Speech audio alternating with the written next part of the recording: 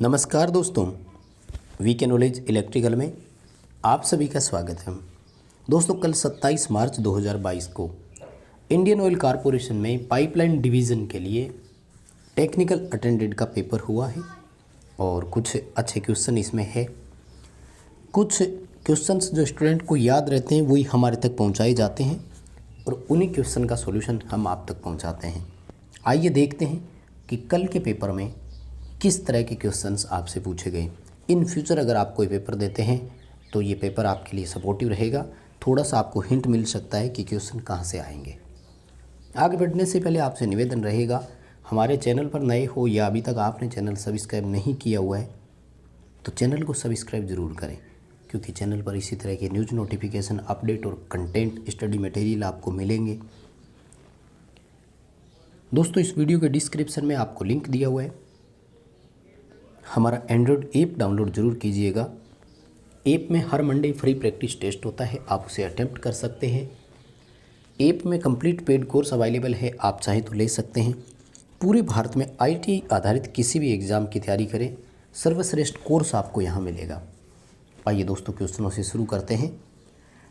देखिए, क्वेश्चन आपकी स्क्रीन पर है और केवल क्वेश्चन ही याद रहे, हम इनका आंसर खुद ही देखेंगे ऑप्शन सहित क्या बन सकता है। तो सबसे पहला सवाल, लेड एसिड सेल में इलेक्ट्रोलाइट कौन होता है। अब बात आती है इसकी कि ऑप्शन किस तरह से दिया होगा। अगर प्रतीकात्मक रूप से दिया है तो H2SO4 का आंसर आपको करना है, और अगर हिंदी में नाम दिया है तो भी हम सभी जानते हैं कि इसको हम तनु गंधक का अम्ल बोलते हैं, और अगर ये नहीं दिया तो फिर सल्फ्यूरिक एसिड नाम का ऑप्शन आपको देखने को मिल सकता है। तीनों एक ही नाम है, एक ही प्रतीक है। बात हुआ है कि ऑप्शन कौन सा था। आगे देखिए, क्वेश्चन पूछा कि चुंबकीय फ्लक्स घनत्व का मात्रक क्या है। तो चुंबकीय फ्लक्स घनत्व के यूनिट जो होती है मात्रक, वो दो होते हैं, या तो टेस्ला हो सकता है या वेबर प्रति वर्ग मीटर हो सकता है, और ये दोनों मान में बराबर भी होते हैं। यानी एक टेस्ला एक वेबर प्रति वर्ग मीटर के बराबर होता है। आपका उत्तर यहाँ पर टेस्ला या वेबर प्रति वर्ग मीटर हो सकता है। आगे जो सवाल पूछा उसमें कह रहा है कि चालकता का मात्रक साइमन है तो प्रतिरोध का मात्रक क्या होगा। चालकता के दो मात्रक होते हैं, एक होता है साइमन और एक होता है महो।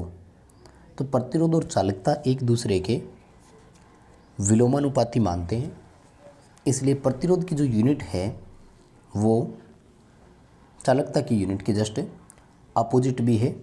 यानी इस इकाई से हम जब यूनिट निकालते हैं तो ओम इकाई भी हम लिख सकते हैं। तो बहुत सिंपल था इसमें। खैर, चालकता का मात्रक देने की ज़रूरत नहीं है, प्रतिरोध की यूनिट आप सीधे ही कर सकते थे। अगला सवाल है, स्टेपर मोटर का उपयोग क्या है। देखो, नाम से ही पता लग रहा है कि स्टेपर मोटर की जो गति होती है वो स्टेप्स में होती है। पूरा चक्कर मैकेनिकल में एक चक्कर जो है वो 360 डिग्री बराबर होता है। तो अब कितने एंगल ये लेगा ये डिपेंड करेगा कि प्रत्येक स्टेप की डिग्री कितनी है, मतलब कितने स्टेप्स में ये एक चक्कर पूरा कर देगा। तो ये रुक रुक कर चलने वाली मोटर है। जनरली इसका उपयोग फैक्स मशीन में किया जाता है। बाकी और ऑप्शन क्या थे वो आप देख सकते हैं, आपके हिसाब से सही हो जाएगा। आगे देखो, पूछा है कि मोर्स टेम्पर की संख्या, टेम्पर नहीं था ये टेपर है। एक्चुअली क्या है, ये ड्रिल बिट का एक प्रकार होता है और इसका सही नाम है मोर्स, MORSE, मोर्स टेपर। ठीक है, तो ये जो ड्रिल की मैंड्रल होती है ना, मशीन टूल, उसमें लगाने के लिए काम में ली जाती है। तो अब ऑप्शन क्या थे इसके वो थोड़ा सा देखना पड़ेगा। ठीक है, होती ड्रिल मशीन के लिए एक स्लीव टाइप की है, आगे लगाने के लिए होती है। तो ECM का जो फुल फॉर्म रहेगा तो इसमें फिर आता है कि इंजन कंट्रोल मॉड्यूल है। वैसे तो देखो अलग अलग पूरे नाम होते हैं, क्योंकि पर्टिकुलर इसने किसी को रेफरेंस नहीं दी। तो ECM फुल फॉर्म के साथ अगर जाएंगे तो इंजन कंट्रोल मॉड्यूल इसका सबसे बेटर ऑप्शन रहेगा।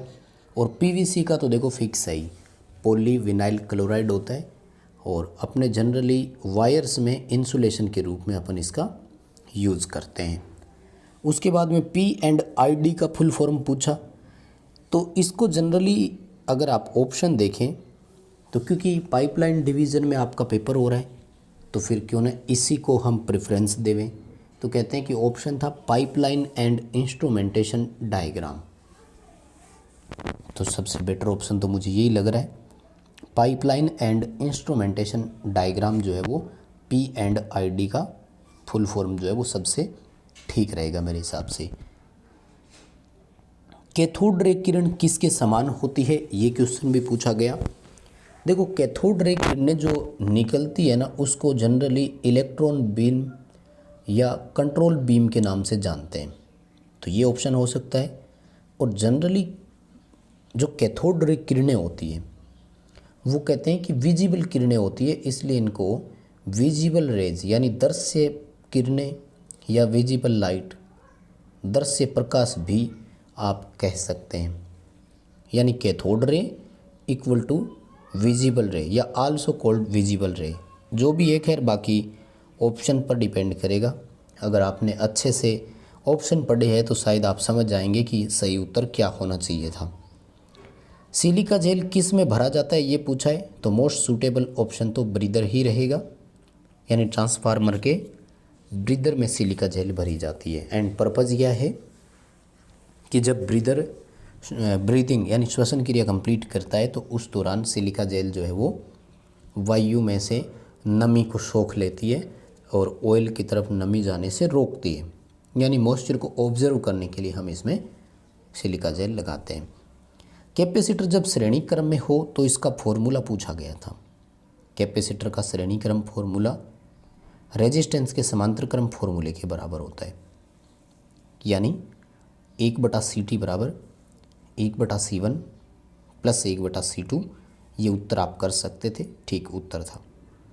जनरेटर का कार्यकारी सिद्धांत पूछा, तो जनरेटर फैराडे के इलेक्ट्रोमैग्नेटिक इंडक्शन यानी विद्युत चुम्बकीय प्रेरण सिद्धांत पर आधारित होता है।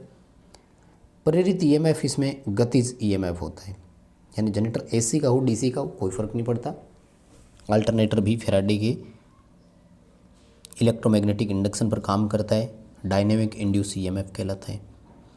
1 HP में वाट पूछे थे कितने हैं और कह रहे हैं कि 746 वाट का ऑप्शन था, तो ठीक है ऑप्शन सही था।